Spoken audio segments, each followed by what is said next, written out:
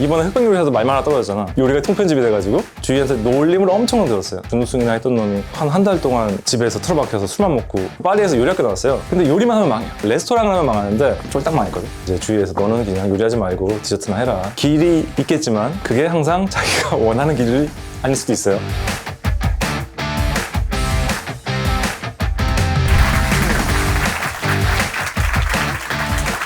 안녕하십니까. 네.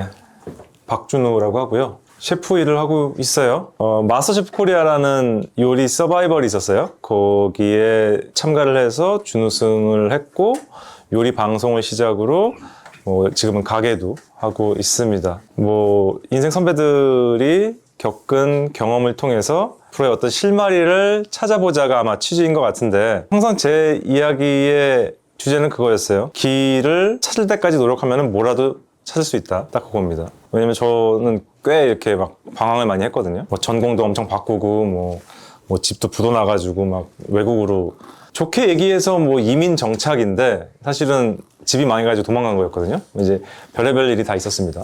1997년도에 IMF라는 거 알아요? 네, 국가 부도 사태 이런 영화도 있었고 그 시절에 할아버지가 사업을 하시다가 망한 거예요. 어쩔 줄을 몰라서 아버지는 그 당시에 근무하시는 회사의 인천 공장 기숙사에서 혼자 사시고 이제 저랑 어머니랑 제 동생은 이제 외가가 있는 대전으로 잠깐 의탁을 했던 거죠. 그러다가 좋은 기회가 생겨서 아버지가 벨기에 지사로 파견을 나가게 돼서 2001년도에 외국으로 갔습니다. 영어 공부를 조금 해서 이제 갔는데 2001년도에 벨기에 지방 소도시 사람들은 나보다도 영어를 못하는 거예요. 이제 프랑스어를 배워야 되는 거고 그때까지만 해도 언어가 문제가 아니라 아시아 사람에 대해서 좀 익숙하지 않은 문화였어요. 그 지역의 사람들이 저희 가족이 지나가면 다 쳐다봤어요. 길거리를 걸으면은 무슨 동물 쳐다보듯이 너무 신기해가지고 보는데 그 눈빛이 너무 부담스럽더라고요. 이방인이 있는 동네가 아니었기 때문에.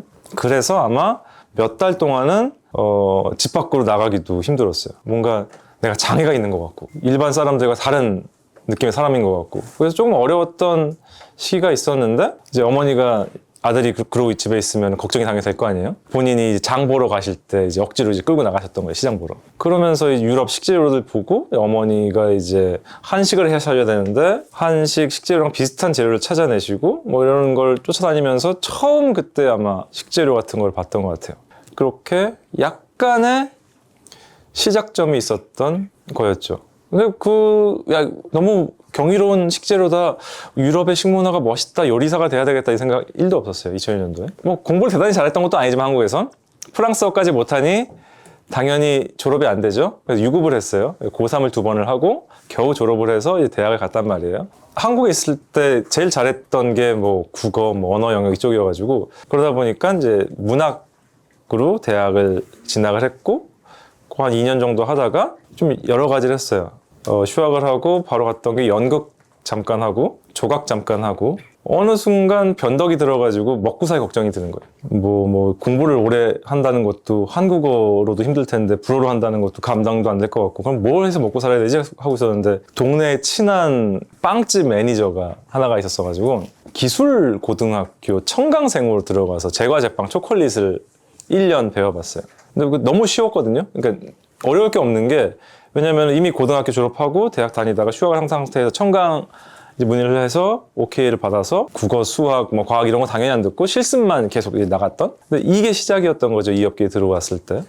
그래서 이 이후에 이제 파리로 가서 요리 학교까지 하고 한국에 들어와서 월간지나 주간지 이런 데 음식 관련 글도 좀 쓰고 그랬습니다. 그러다가 역시나 제가 쓰고 싶은 여러분 이제 취직을 하시면은 뭐 할 것 같으세요?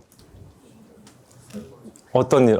설거지. 그치. 나는 이제 요리하러 온 건데 설거지 시킬 것 같고, 요리하러 온 건데 서류 정리 시킬 것 같고, 그렇죠. 여러분이 인사이트가 있는 겁니다. 맞습니다. 가시면은 그런 일밖에 안 할 건데 재미가 되게 없을 거거든요. 근데 저도 글을 쓰면서 그랬어요. 그래서 다시 이제 유럽, 프랑스가 됐든 벨기에 됐든 가서 한식당이나 하고 먹고 살아야 되겠다 하고 있었는데 2012년도에 마스터셰프 코리아를 한다라고 했던 거죠. 지금은 이미 진작에 끝났지만은 흑백요리사처럼 나름 업계에서 되게 핫했어요. 업계에서 이슈가 돼가지고 뭐 이렇게 해라 모르겠다 신청을 해봤는데 면접은 있나 봐요. 네, 흑백요리사도 면접 통과는 하고 마스터셰프도 면접 통과는 뭐 어물쩡 해가지고 들어갔는데 생각보다 이제 오래 남았던 거죠. 근데 이제 그게 계기가 돼서 딱 이런 느낌이었어요. 마스터셰프 코리아라는 데서 뭐 준우승 했대.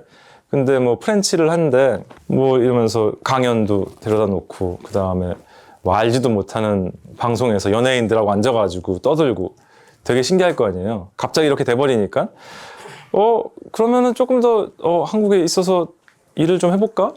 하던 게 이제 10년 이상 된 거죠. 제가 방송하는 거 본 사람이 있어요. 유튜브에 뭐 짤로 남아있는 거든 뭐 여기서는 요리하고 여기서는 썰 풀고 뭐 이러고 있지 않아요? 네, 이번에 흑백요리사도 말만 하나 떨어졌잖아. 흑백요리 나 나온 거 봤어요? 네. 아 그래요? 내 지인도 모르던데?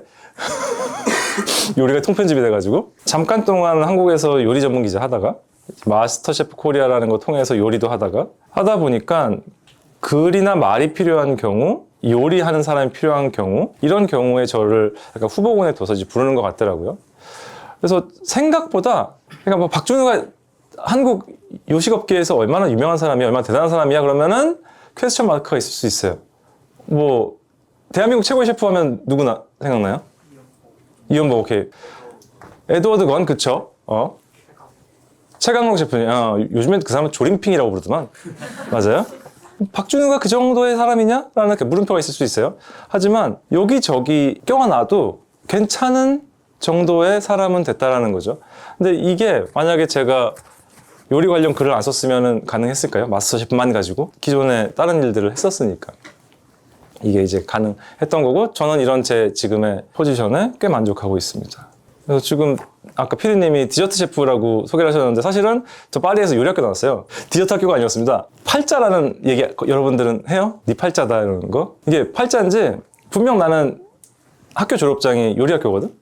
근데 요리만 하면 망해요. 그러니까 레스토랑을 하면 망하는데 디저트 카페를 하면 너무 잘 돼요. 사실은 2012년도에 마스터셰프 나갔다가 2013년도에 디저트 카페를 열어서 이게 좀 이상하게 잘 됐어요. 왜 잘 되는지 나도 몰라요. 이거 준호 씨 가게 잘했으니까 컨설팅 좀 해주세요. 근데 난 감당이 안 될 것 같기도 해. 난 왜 잘 되는지 모르거든. 돈을 엄청 벌어서 파인다이닝 레스토랑까지 했어요.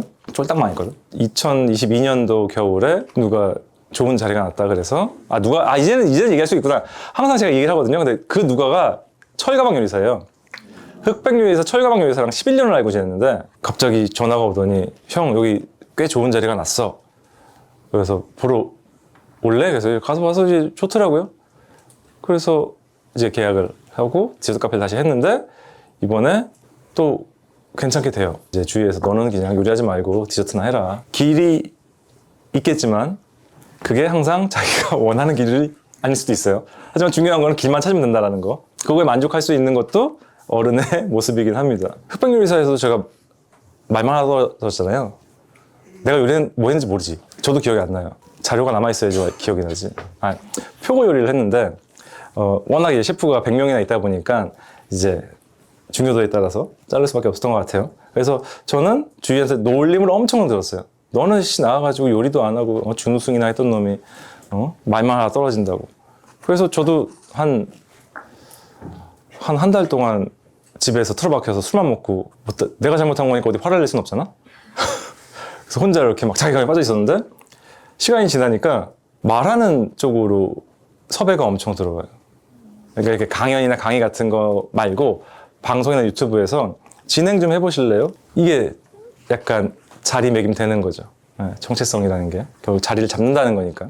내가 자리매김을 위해서 노력하는 부분이 있고 그 노력도 당연히 중요하고 하지만 실패든 성공이든 그동안에 쌓아놓는 것들이 어느 순간 나도 모르게 뭉탱이가 돼가지고 나한테 돌아오더라고요. 여러분들 앞에 쓴 박준호라는 사람이 얘기할 수 있는 부분은 이 정도인 것 같아요. 자, 그러면 1부에서 이야기를 이 정도로 하고 2부에서 봅시다.